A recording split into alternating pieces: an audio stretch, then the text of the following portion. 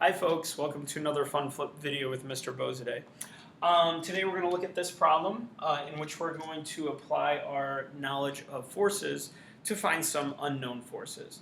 So let's read the problem real quick. It says that we've got a box that has a mass of 5 kilograms and it's being pushed by a person who's exerting a force of 50 newtons at a downward angle of 37 degrees above the horizontal. So this angle right here is 37 degrees. The object doesn't move, calculate the value of the following forces. So since we read in that problem that the object doesn't move, what we know right off the bat is that the forces are balanced in the x direction as well as the y direction. We know that the best place to start whenever we're solving a problem with forces is we always want to draw a free body diagram. So let's go ahead and start with that. Here's what the free body diagram would look like for this box. We know that the box experiences force gravity, and that's force gravity, of course, on the box by the Earth. We know that the box experiences this applied force, this pushing force, so that's force applied on the box by the person. And we know that the box experiences a normal force from the ground, so that's force normal on the box by the ground, and that's pushing up on it. And then finally, since it's not moving, there must be some force backwards, which would be friction. So force of friction on the box. Please report to the form desk. Kevin Chong, please report to the form desk. And that would be by the surface. So there we go. That's our free body diagram. Well, let's take it a step further and think a little bit more about how these forces need to be balanced, right? Like I said, if it's not moving, the forces must be balanced in the x direction and the y direction. Well, we know that this force applied is somewhat in the x and somewhat in the y direction. So let's go ahead and draw out those x and y components for the applied force. So there's force applied x, and there is force applied y. Well, let's take a look. In the x direction, we've got this applied force, which is that big. And in the x direction, we've got this force friction, which should be the same length to balance it out. So I'm going to shorten that up a little bit so that these two things appear to be the same length because we know that they should be balanced. In the y direction, we know that force normal is not only balancing force gravity, but it's also balancing force applied y. So this is balancing both those things. Because if you push down on something, the surface it's on has to push up harder to balance not only the force gravity, but also force applied y. Which means that this is not a very good drawing. I'm going to lengthen my normal force to really account for both of those forces. So this one's about that long, and this one's about that much longer. So the normal force should be more like this. There we go. Because that normal force, as we said, is balancing both of those out. Now we can see that in our equations, this kind of balancing idea. For example, if I write out my net force x equation, net force in the x direction, that is going to be, we'll say that's the positive direction, positive force friction minus force applied in the x direction, and those combine to give us 0 newtons. On the other hand, if I write out my net force equation in the y direction, that's going to be represented by positive force normal minus force gravity minus force applied in the y direction, because these point down, this points up, it's positive. Those all combine to be 0 newtons. Well, if I take a look, what do we want to find? Well, let's see. We want to find force gravity, so that's a question mark.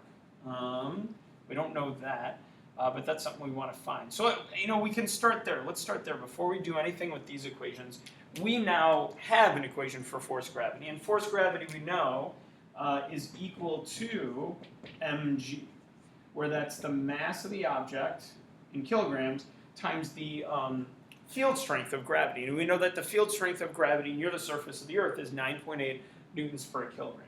So this is 5 kilograms, right? The problem says that the box is a mass of 5 kilograms times gravity, which is 9.8 newtons per kilogram. And that, again, is the gravitational field strength. We multiply those two things together and we find that the force of gravity is 49 newtons. So the weight force, which is another name for the force gravity, the weight force, or the force of gravity for this box is 49 newtons. Okay, so we got that. Check. That one's found. If we take a look at our net force equations, now it's a little more interesting. because we're trying to find force friction, that's a question mark. which means we got to come up with force applied X in order to solve for that. Well, we can do that right here, right? Because this is just a right triangle.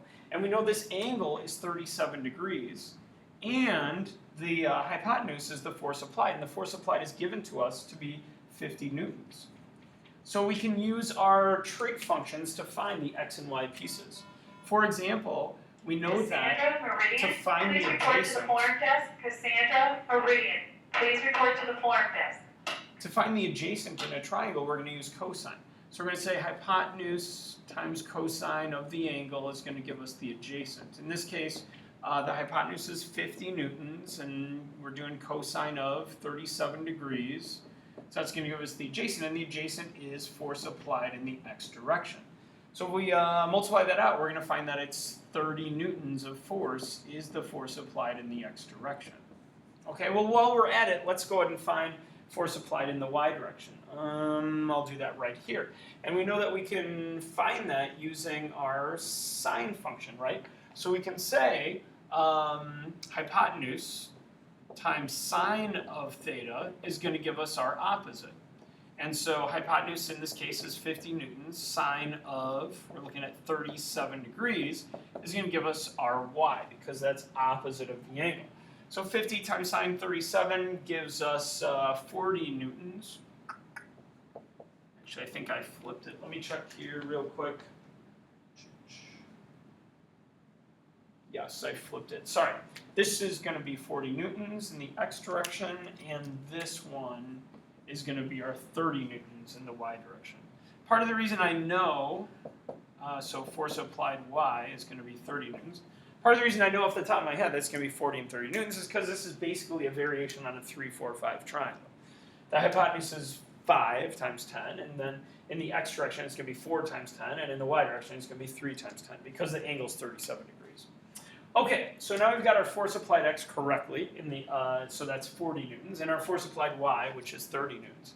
Now we can come back to our equations and solve for everything else.